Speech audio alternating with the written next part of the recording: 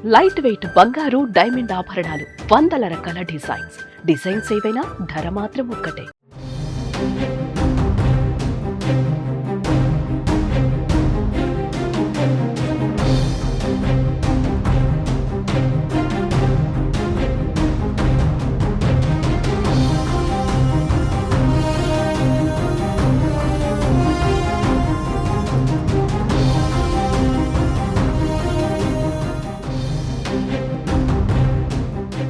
ఏపీలోని కూటమి ప్రభుత్వం ఈ ఏడాది ప్రారంభం నుంచి పెండింగ్ బిల్లుల చెల్లింపు పైన ఫోకస్ పెట్టింది.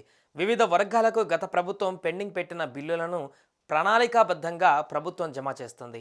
ఈ క్రమంలోనే అమరావతి రైతులకు చంద్రబాబు ప్రభుత్వం శుభవార్త చెప్పింది.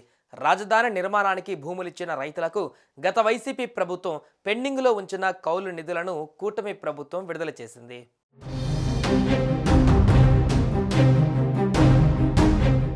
నవ్యాంధ్ర అభివృద్ధి ధ్యేయంగా రాజధాని కోసం భూములు త్యాగం చేశారు అమరావతి ప్రాంత రైతులు. అధికారంలోకి రాగానే వైసీపీ ప్రభుత్వం పెండింగ్లో ఉంచిన కౌలు నిధులను సంక్రాంతి పర్వదినం సందర్భంగా రైతుల బ్యాంకు ఖాతాలలో జమ చేసింది. కొందరికి సోమవారం నుంచే డబ్బు ఖాతాలో జమ కావడంతో వారి ఆనందానికి అవధులు లేవు. ఇక బ్యాంకులకు కూడా ఈ మేరకు ప్రభుత్వం నుంచి నిధులు బదిలీ కావడంతో రైతుల ఖాతాలలో వరుసగా జమ చేస్తున్నారు. ఏడాదిలో అతిపెద్ద పండగ అయిన సంక్రాంతికి ఒకరోజు ముందే డబ్బులు చేతికి రావడంతో రాజధాని ప్రాంత రైతులు ఆనందం వ్యక్తం చేస్తున్నారు.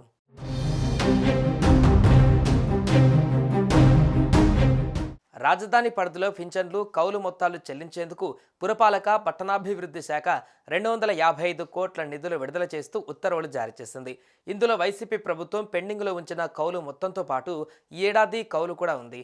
ఈ రెండు మొత్తాలని కలిపి రైతుల ఖాతాలలో జమ చేస్తున్నారు.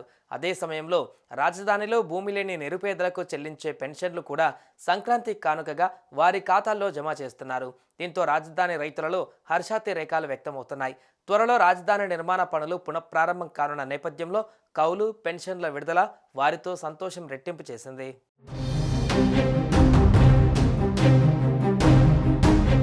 రైతులకిచ్చిన 10 ఏళ్ల ఒప్పందం ఈ ఏడాదితో ముగుస్తోంది. అయితే వచ్చే ఎన్నికలలో టీడీపీ గెలిస్తే మరో 5 ఏళ్ల పాటు వార్షిక కౌలు చెల్లించాలని చంద్రబాబు నాయుడు ప్రకటించారు. కౌలు చెల్లింపులు ప్రస్తుతం ఎకరాకి ఇచ్చే మొత్తంలోనే కొనసాగిస్తామని తెలిపారు.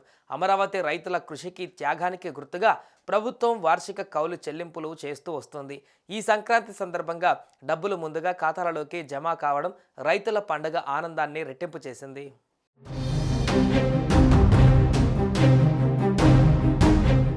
సుమన్ టీవీలో మీ పర్సనల్ అండ్ బిజినెస్ ప్రమోషన్స్ కోసం కింది నెంబర్కి కాంటాక్ట్ చేయండి.